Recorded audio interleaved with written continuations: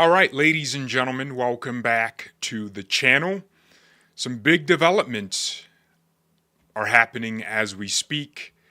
Major things in Congress. It looks like Republicans found their balls. Finding Nemo was easier. Sometimes with Republicans, we don't know what we're going to get. Are we going to get strong, hardline accountability and a pursuit of justice, or are we just going to get talking points and words and letters, strongly worded letters? But it looks like we're getting the right thing. So a few days ago, the Washington Post, I can't believe I'm saying that, but the Washington Post did journalism for once. Oh, hell has frozen over, I know. They did journalism, and they used footage of a hearing that took place and timestamps from the release of Epstein documents that the House Oversight Committee facilitated. And they discovered that Epstein was literally texting Congress delegate Stacey Plaskett of the Virgin Islands. Now, she's not a Congress member, like she can vote and pick the speaker and do other things, because the Virgin Islands is a territory, not an official part of any state. So she's just a delegate, and boys and girls, it's very bad. She was texting this man to try to get dirt on Trump. That's criminal. That's beyond criminal. And so Republicans are taking measures now to begin the accountability process. Some people are saying it's still not enough, but I think this is actually the way it gets started. She has to be censured before we talk about anything else. So Congressman Ralph Norman from the great state of South Carolina, a great man, a great congressman who's actually running for governor. So if you live in South Carolina, that's your guy. He introduced the resolution. But I want you to take a look at what exactly she got caught doing. You've probably already seen this video. I was going to make a video about it a few days ago, but look, we're getting busy, Trump's tweeting every 2 seconds, so I got to do videos on other topics. So let's watch this, and you'll understand exactly what's been happening. I forgot there's no audio, so I can talk through this. So that's all they did. They matched the text, which were sent in Pacific time, with This was when Barack Obama was president of the United States. Okay, so there's a hearing going on, and do you see that? Are you chewing? I don't know what that means, but that sounds like it was from Epstein. Are you chewing? Okay, I mean, it's pretty obvious she had some deep relationship with Epstein, because his whole operation was out of the Virgin Islands. Maybe not the whole of it, but at least 80% of his trafficking and all the things he did, the heinous acts, the crimes, that operation occurred in the Virgin Islands. That's where his island was, Little St. James. So now she sends a text. She says, "Not anymore." Oh my gosh. I just realized what that meant. Are you chewing? Because she would have been chewing, right? Literally. Oh my gosh. She's chewing something. And then he texts her, like, "Are you chewing?" Whoa. And then she texts him back, not anymore. Not anymore. Wow. What does that show? What does that demonstrate? Control, blackmail. This irks me, man. It's a creepy thing to see. You're going to watch more. And then Cohen brought up Rona, keeper of the secrets, whatever that means, or Rana. And then she said, "Rana? Question mark, question mark." And then he says, "Oh, quick, I'm up next. Is that an acronym?" Oh my gosh. She's wanting him to tell her that's his assistant, Michael Cohen's assistant. Michael Cohen was testifying about Trump in 2019. And then she goes on to, oh my gosh, it's ridiculous, right? I know. Mr. Weisenberg and other individuals, Ms. Rona. Who are those individuals? Are they with the Trump organization? They and are. Are there other people that we should be meeting with? So Alan Weisselberg is the chief financial officer. You got to quickly give us as many names as you can so we can get to them. Yes, ma'am. As Ms. Rona, what is Ms. Rona's position? Rona Graff is Mr. Trump's executive assistant. And would she be able to corroborate many of the statements that you've made here? Yes, her office is directly next to his, and she's... He taxed good work. Oh, she needs to go to jail. She needs to go to jail. involved in a lot that went on.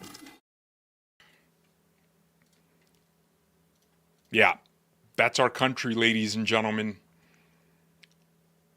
Convicted pedos texting a member of Congress or a delegate in Congress, giving her instructions on how to attack the sitting president.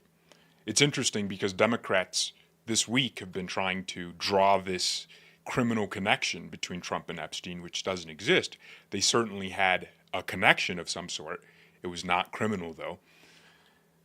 But it turns out it's their own member that was colluding with Epstein to take Trump down, to get Trump in a live hearing, and he's telling her good work, bringing up names. She wouldn't have known who that was.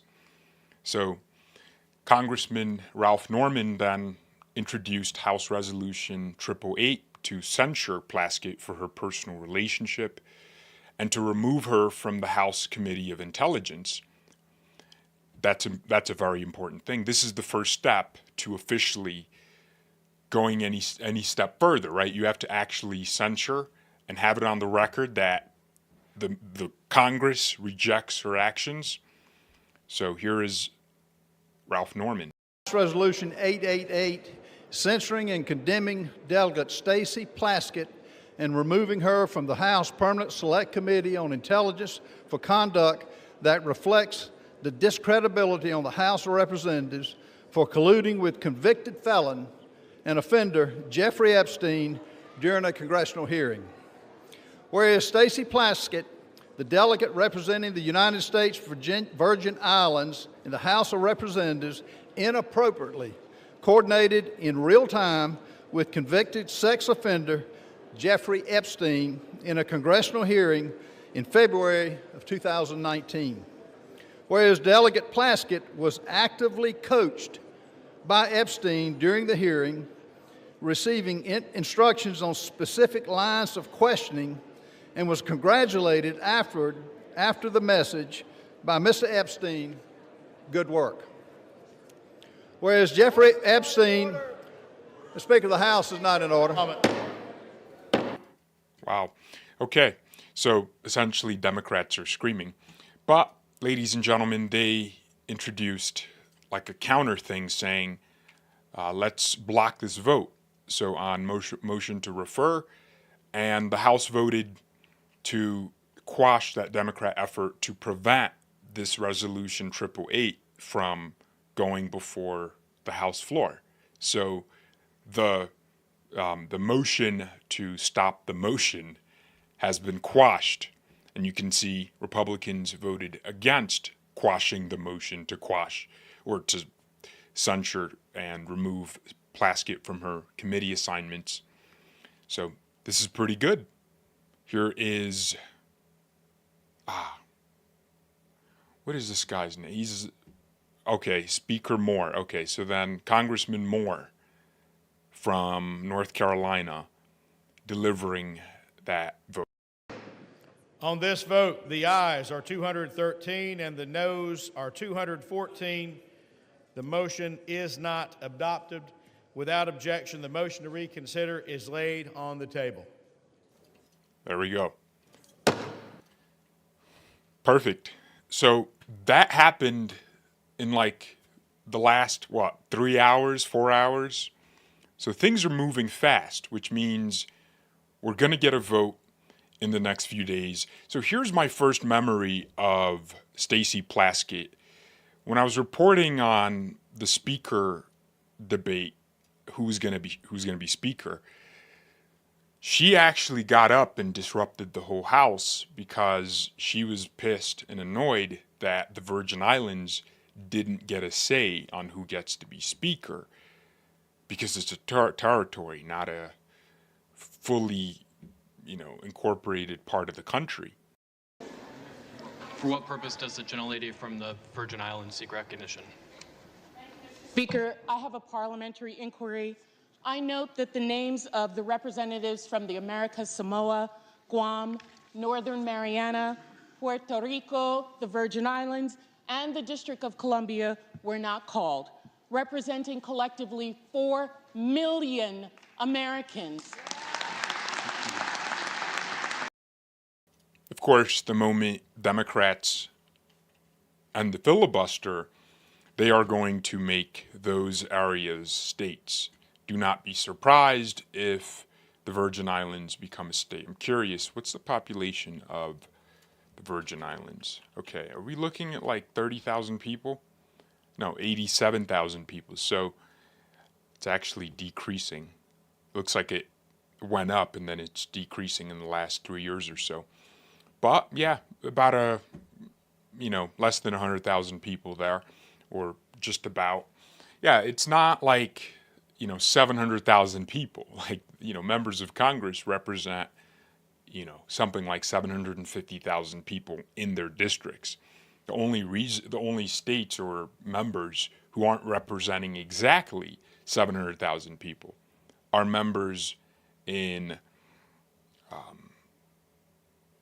Wyoming or North Dakota. But other than that, every other member will represent at least 700,000 people. So yeah, her whole argument is flawed. It wouldn't make sense to make her a full congressional member that votes for speakers. She's not representing enough people. And even then, these are islands, they are territories, they are not states, they are not fully part of the country, but the people there enjoy the privileges of citizenship. And they get a delegate, they just can't vote for things that matter for the people on the mainland, I have a tough time even accepting Hawaii as a state. So we're not going to accept the Virgin Islands and Guam as, full members of Congress. But anyways, what does it say about our country that Epstein was texting the delegate of the Virgin Islands, which his operation was out of? He spent $8 million on that island. He had a lot of different amenities on the island. He had to go through the Virgin Islands to get to Little St. James. He basically practically owned the whole place, right? He owned it.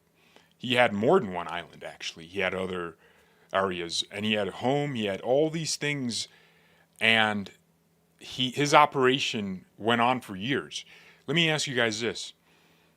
If you are the police department of the Virgin Islands, surely you're thinking to yourself, I should just go check. I should do surveillance on an island that is here. There should be like some kind of oversight. We just keep seeing billionaires. And we keep seeing these allegations. It's not like Epstein was doing this and no one ever accused him. No, he got accused a lot. The FBI only really raided St. James in 2019. But for years, he had been, allegedly part of this larger operation. And he's constantly in your neighborhood and you're the police. Aren't you going to just eavesdrop, send a detective there, an undercover agent, interview some of the staff on the island and go, hey, something going on there? But no, for years, for decades, this guy got away with it. And you think it's like a coincidence? No, of course not. He got complete control of the Virgin Islands politics. He controls the delegate. Obviously, he controlled her. And she did his will. She was literally his mouthpiece in Congress. What does that say about the nature of their relationship and the nature of his relationship with that government? Clearly bribed all of them, must have, because there's no way something like this goes unanswered for like 3 decades. So, yeah, I think it's really important we look into not just the text she was exchanging with him, but what else? What else did she know about his activities on Little St. James and the Virgin Islands as a whole. What else did she know? So Stacey Plaskett should be dragged into a deposition room as soon as possible. And look, this is exactly what we were asking the Trump administration to do in the first place, right? We were all like, hey, like we know what's going on here. It's a big operation. It's a big club. And only the most evil are in it. So let's all like put our effort into investigating this thing. And I'm glad we're seeing what we're going to be seeing out of Congress. And I'm going to do a video about what Representative Comer from Georgia, he is the chairman of the House Oversight Committee. He just released some shocking information about Hakeem Jeffries. It's bad for Jeffries, right? It's really bad. Epstein's connections with the Democrats and their pockets. He was filling their pockets with a lot of money. So, yeah, Stacey Plaskett should be in prison. She should be in jail. I don't know why we're pretending like she shouldn't be. If, you're in the DOJ, obviously we're not pretending like she shouldn't be. But no, the people in the DOJ just seem to want this to move away and move on too quick. Speaking of the Epstein vote, right? So here's how the storyline went. President Trump and the administration, while on the campaign trail, promised to release a bunch of files. JFK files, MLK files, and Epstein files. Basically all the most talked about scandals in the last 100 years or so. He said, I'm going to be the administration that releases this stuff. It wasn't just him. Kash Patel told Congress that we are going to bring accountability, specifically to Senator Marsha Blackburn of Tennessee. He said, we are going to go after the client list. We're going to go after the people in his black book. He said those things. Maybe not like word for word, but that was what we gathered. I shared a lot of those clips on Twitter because I watched those full hearings. I had like 3 screens up, just watching different moments and clipping them and pushing for his confirmation, because my understanding was Kash was going to bring smoke. Pam Bondi was also asked and grilled on similar questions, and she answered similarly. So it was everyone's assumption that we were going to get accountability and justice for the victims once and for all. And then in February, the Department of Justice had Pam Bondi and the FBI director, Kash Patel, invited influencers, Twitter influencers, some of them that I know, like Jack Posobiec, great guy, I've met him. DC Drano, great friend, cool guy, gives me a lot of advice, and we always shared election integrity news between each other. Great guy. Invited all of these people to the White House, and they held these binders, Epstein Files Phase 1. And everyone was like, wow, okay, so something is happening. Now, the immediate questions were, why not release it to the public? Why get this closed-door meeting going where these influencers get this special privilege of having these files? So it was weird. And then we thought, okay, well, if you're an influencer, do the right thing and release what you see in the binders. There were other things that happened with that influencer thing, like some distasteful things, like these people like carrying the binders and smiling like it's like a field trip, like a school field trip. Like, no, you're holding information that's very important. It includes lots of victims. You shouldn't be smiling about that. But anyways, they released it, and it turned out to be information that we already had in the public square. It was the same information that the DOJ had released over the years at court direction from all the different lawsuits and Freedom of Information Act request and these different things. So it was practically nothing new. And then Pam Bondi was questioned by Fox News on every show she went on. Sean Hannity, Laura Ingraham. Sorry, Immigrant. I like saying Laura Immigrant better. All of these hosts were questioning her. Jesse Waters as well. he was watering her, waterboarding her. So he was questioning her, and all of them were questioning her on what this crap was about, because it was not what we were promised. And then she said, the files are on my desk. Then she said, stay tuned. It's coming. And then we stayed tuned.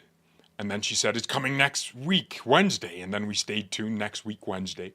And then she said, there's a unit of the DOJ, the Southern District of New York, which handled the Epstein prosecution, and they're holding it up. They don't want to turn over this stuff, and the FBI is working to get it. And it was like, okay, well, we'll wait. And then the DOJ, about a month or so after the debacle, released a statement saying there's nothing more to investigate, and after looking into it, there was no blackmail operation, blah, blah, blah. President Trump went into that, and then, boom, everything just happened. Then Thomas Massie and Ro Khanna, two people from polar opposite sides. Massie, a libertarian who never votes yes to spend money, right? So he's an enemy of the Trump administration. He doesn't back a lot of the measures, such as the big, beautiful bill. And he's an outspoken critic of many measures he disagrees with the administration. So he and Ro Khanna, a Democrat, a progressive Democrat from California, joined forces. Massie introduced the discharge petition, which would force the DOJ to release information, except any information that would destroy the lives of victims, so redact sensitive material and just release everything else to the public and get this over with, right? Fulfill the promise that was made.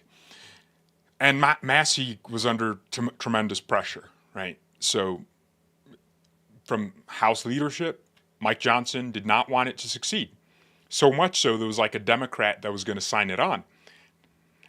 And, well, let's also acknowledge that Democrats realized that this was an issue they could attach themselves to rescue their dead reputation. No one liked Democrats at all.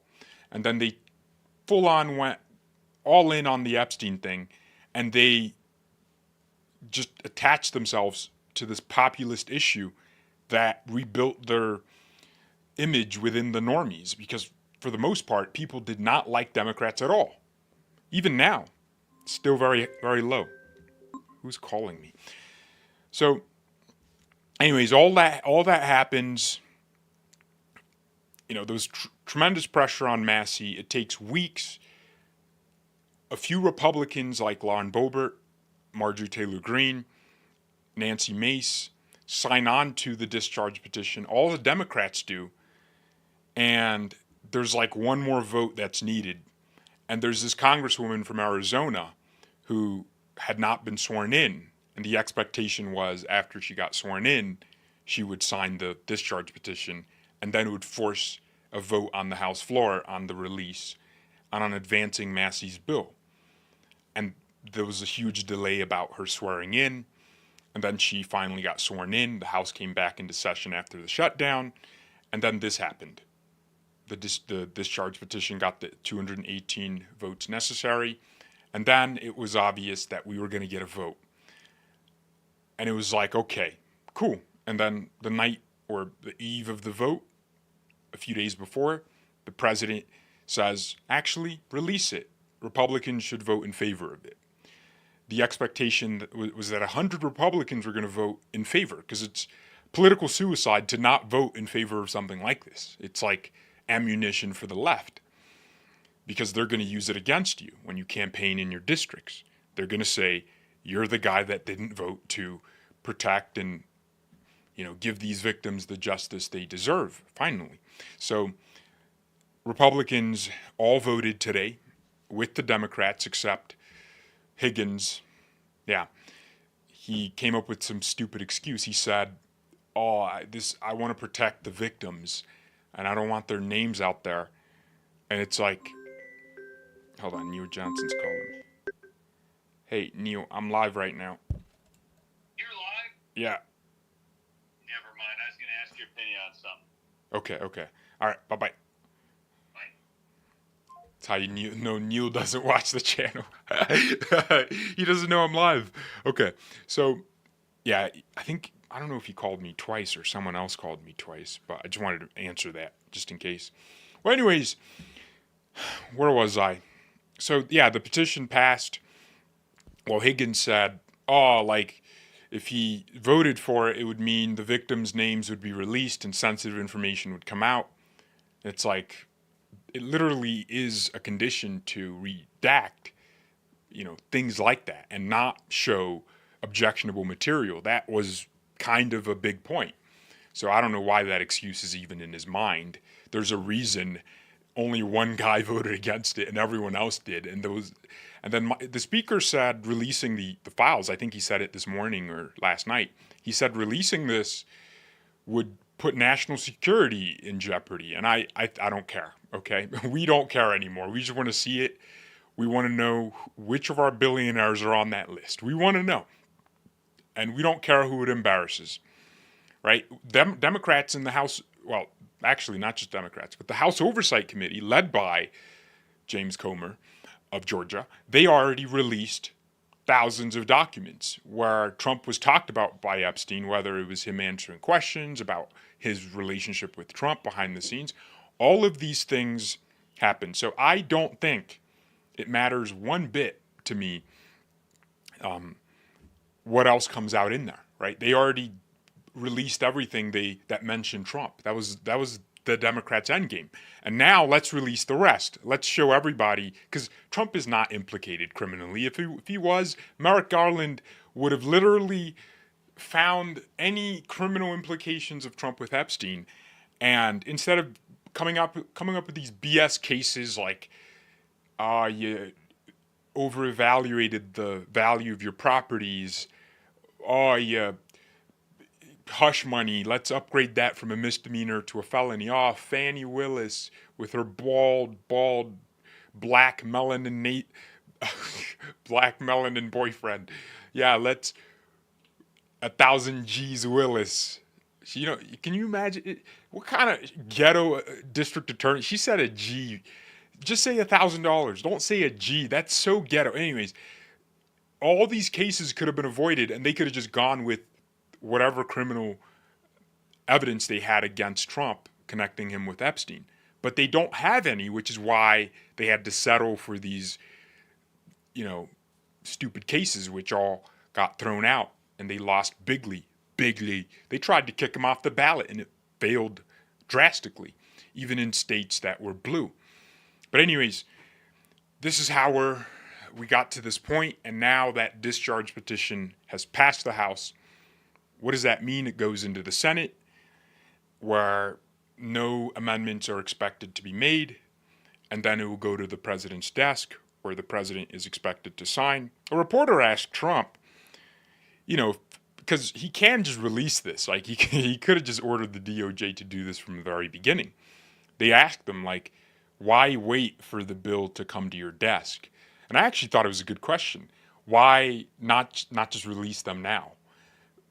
Before that bill gets sent. Like, that, the whole point of the bill was to do something that you just didn't want to do at that point. And, whatever reason Trump is protecting those files or just not wanting them to come out, and like, whatever that reason is, we'll never know. But I don't think it has anything to do with him trying to protect himself from criminal activity. It might be him not wanting to, show up in those kind of documents.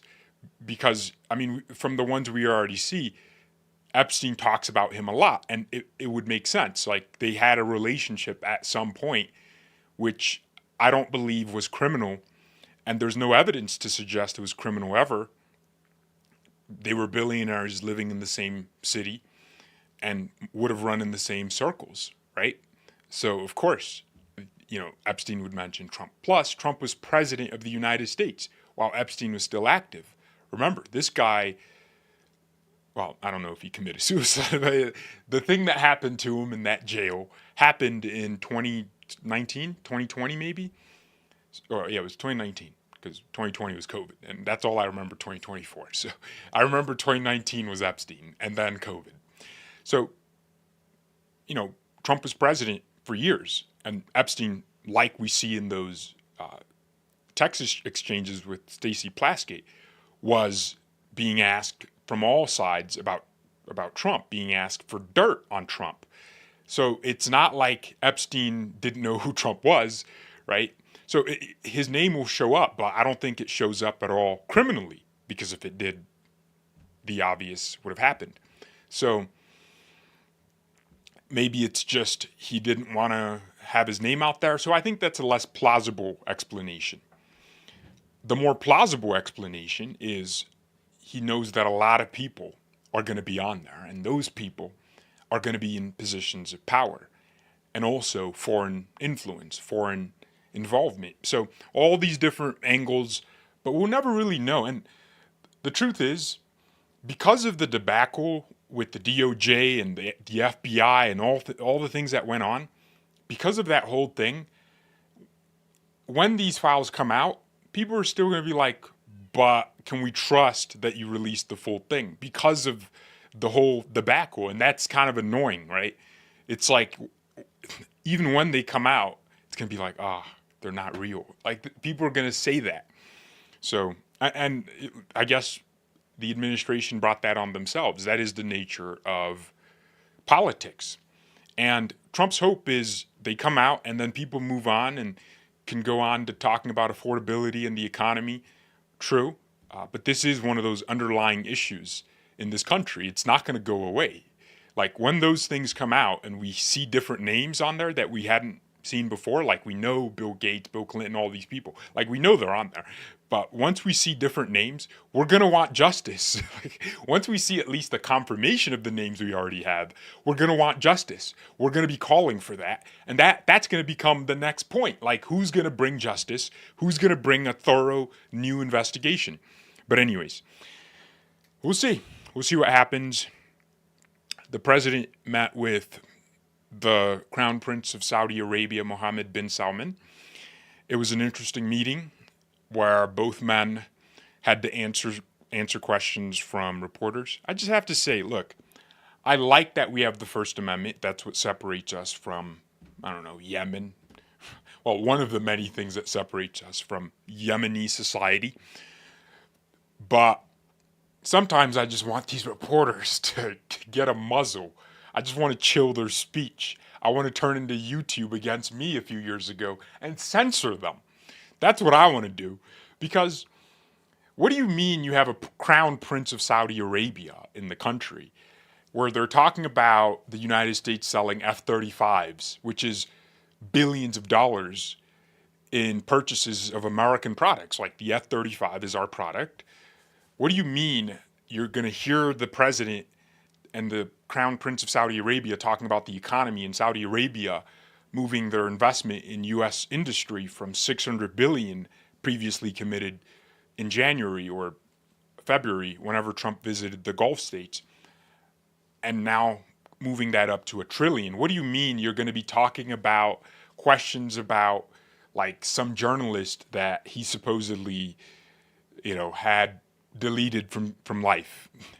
Some like Saudi journalist. I just thought it was distasteful. Our media just shouting questions in these important meetings. Like, there needs to be like censorship. I believe in it because it's like we're trying to convince this guy to use his Saudi wealth fund, which has trillions of dollars in assets under management, to direct it into U.S. assets so we can create jobs and revitalize this economy. And you're over here talking about like bull crap. So what if he did that in Saudi Arabia? Why do we have to know? Why do we care? Look, we just need his money. We need that dirty oil money to be invested into the United States and our domestic industry to be revitalized. That's why Trump put out a show. Trump did the horses. He brought out. I didn't know we had horses in D.C. I've been to D.C. many times. Twice. I've been to D.C. twice, not many times. But I didn't know we had horses. He brought out horses I didn't know existed. And you had these Marines on these horses. It was Marines, right? On these horses. They were. I didn't know they could welcome foreign leaders like that, because they always do it in like a different part of the White House where it's like very basic. But man, he put on a show because he's trying to get that money from the Saudis. $1 trillion in U.S. industry. What's 1%? No, what's 1 divided by 37? That's 2.7% of our national debt. Invested into the country. And they're already materializing those investments. They're buying American game companies, just pouring billions of dollars and keeping their headquarters and operations here. That's the whole point of these investments. They're investing in data centers, which are going to create a lot of jobs, different jobs, robotics, huge one as well. And we're going to be selling some of the most advanced chips in the world to them. Huge. Caught in 4K. Yes, she got caught in 4K. All right, ladies and gentlemen, I think I went through a little too much. But yeah, let's see what happens. I want her to go to jail. I want the DOJ to make these investigations come up with something good. Investigate Plaskett's relationship, her complicity with Epstein, because she clearly had that relationship with him. So, already, breaking news while I'm live. The Senate passes by unanimous consent, forcing the release of the Epstein files, sending the House bill straight to President Trump once it arrives. Trump said he will sign it. Wow. I thought the Senate was slower than that. I mean, they're one of the slowest institutions in the country. They take years. I thought somebody would filibuster it, but no. Fast. So by unanimous consent. So the Senate voted 100-0. Good. All right. We'll see. George AA is now my channel to go to first for any breaking news. Really? Not Fox News? Not CNN? Me? I still go to CNN and Fox News. I still read. I don't watch them, but I read. Because they usually get on breaking news faster than most. But yeah, guys, I uploaded a video on Nicki Minaj at the UN, announcing a strategic partnership with the Trump administration, essentially, pushing for Nigerian Christians to be saved. So I want you guys to go check that out if you have not. So yeah, it's an important story. It's an important story. But anyways, all right. Let's see what happens. I am going to go because I haven't eaten all day. But Lord, thank you so much for life. Thank you for justice. I pray for accountability all over the country. In Jesus' name, amen. Look, we're keeping these prayers simple, okay? We're keeping them short. We're keeping them Jerry Nadler's height. You know how short that guy is? Man. Must suck being that height. He's 5'4". And if he was funny, he'd get away with it like Kevin Hart, but it's like someone said I like my igloo. Okay, I guess we have Canadians in the chat talking about igloos. I want all Nigerian Christians who want to come to the U.S. to be homed in Dearborn, Michigan. Well, I think they would rather just have the United States maintain maximum pressure on their government and force their government to finally do something so they can stay in their own country, ultimately, right? Well, I see what you mean. You mean like cancel out the... I see. That's genius, actually. That's actually genius. Yeah, we should maybe try that. We should just like get a bunch of Cubans, because we know Cubans get over here and they're Trump. Like they turn into like lifelong Republicans as soon as they land in the United States. Yeah, we could just get Cubans, get Nigerian Christians, and move them to Dearborn, Michigan. Because the Nigerian Christians in Texas, they're the reason Trump almost won well, he didn't win. He got like half the black male vote, almost half, which is historic, right? People are like, whoa, what kind of black people are those? They're the Nigerians in Houston and Dallas and all these other areas. They're like, they love Trump. So why not Why not? Why not capitalize? You know, just send more to Dearborn, cancel out the Muslims, and just have America first. We want Canada to join USA. Look, the Canadians have to consent. Okay, we don't want to just do it without their consent. But who's going to stop us, man? What, like the Canadian military? You're, chief of army staff or whatever her name is. She was literally crying about racism. Canada is cooked. Boys and girls, Canada is cooked. Their military leader was crying about racism, like apologizing to Indian soldiers that fought in World War II, and there was like 10 of them. I kid you not, hands up, I think there was 10 of them. Someone reported on that. There was like 10 Indians fighting on behalf of Canada in World War II. And she was like crying about the injustices against them. And it's like, what are we doing here? You're the military. If the U.S. military committed racism in the past, they better not apologize. That's a weak look. The military needs to be a freaking power machine of unrelenting pressure and power and might, not crying tears because of race. Come on, no, you should defeat your opponents and think about defeating your opponents always. Never show weakness. That's the military's motto, but in Canada, they do things that are completely different. Send some to Minneapolis. Yep, the Somalis need to... I was speaking to Jake Lang about this on the show we did about New York and Zoran Mamdani, but in Minnesota, there was a guy, I think his name was Frey. So Frey was the incumbent mayor, and then Fateh. What was his name? What's his first name? Omar Fateh. Okay, Omar Fateh was the Somali guy who was running to be mayor. Now, he was expected to win because Minneapolis is practically run politically by Somalis at this point. Ilhan Omar, white liberals. I don't mean to be like this constant race-focused person, but white liberals give us all the minority idiots we see. Like Jasmine Crockett, I'm sure like a substantial portion of her voters are actually, we don't even have to guess. We can just look this up. I'm sure a substantial portion of her voters are black, but I wouldn't be shocked if most of them are white and Hispanic.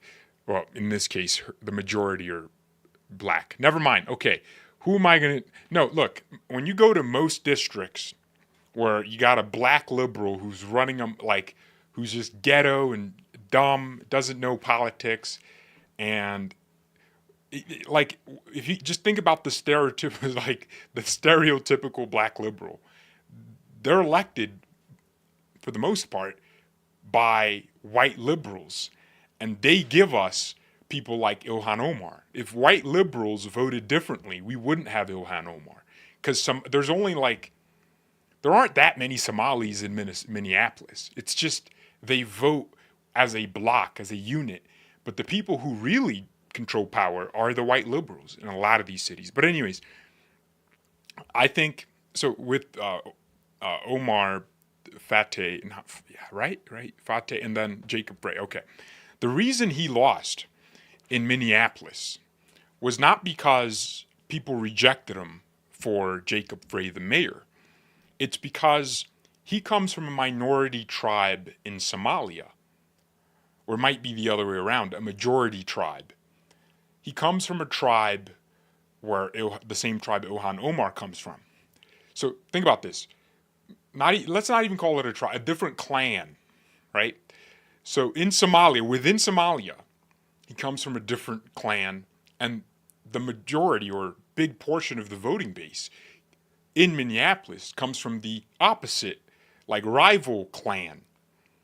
Because Somalia doesn't really run as a central government, although they have one. Clan warlords, control different regions. It's a bizarre country.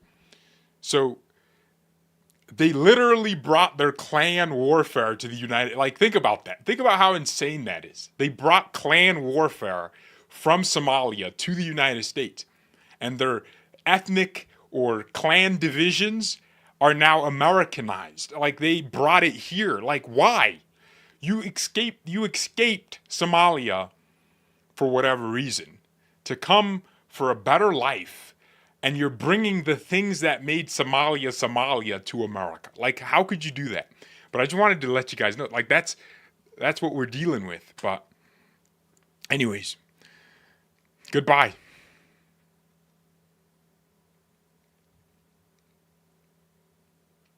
I'm the mayor now. Oh my gosh. You guys are funny.